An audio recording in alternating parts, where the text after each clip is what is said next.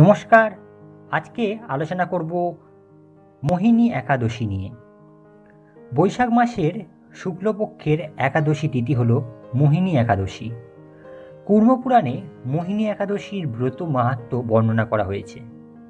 বলা হয় যে এই একাদশী দেবী তার শরণাগত ভক্তকে তার মনের অন্ধকার, অজ্ঞানতা, জাগতিক মায়া মোহের প্রভাব থেকে রক্ষা করেন এবং তাকে মোক্ষ প্রদান করেন।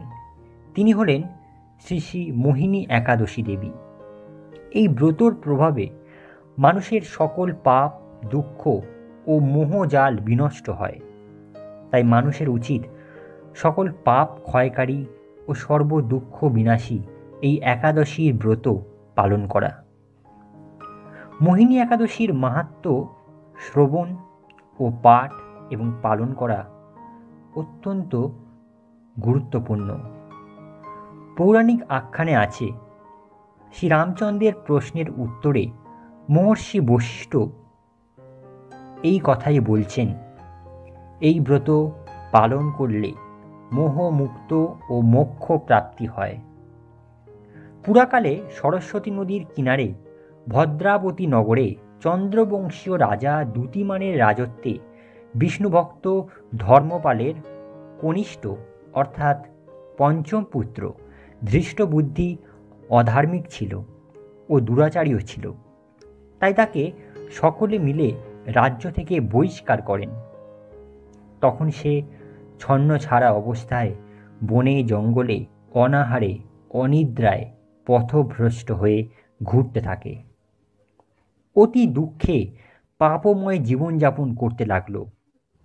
এইভাবেই অনেক দিন অতিবাহিত হওয়ার পর একদিন মরণাপন্ন অবস্থায় কৌণ্ডিল্য ঋষির আশ্রমে উপস্থিত হন। সেখানে আশ্রয় গ্রহণ করে। তখন সদ্য স্নাত মুনিবর তার পাপময় জীবনের কথা শুনে অভয় দিয়ে মোহিনী একাদশী ব্রত পালনের জন্য তাকে বলেন।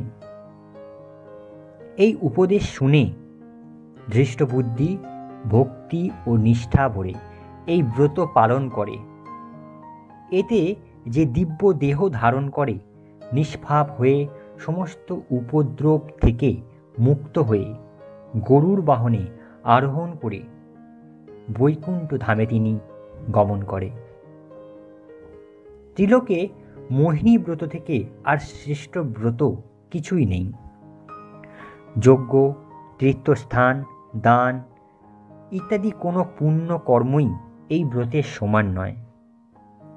এই ব্রতকথার শ্রবণ কীর্তনে সহস্র গোদানের ফল লাভ হয়।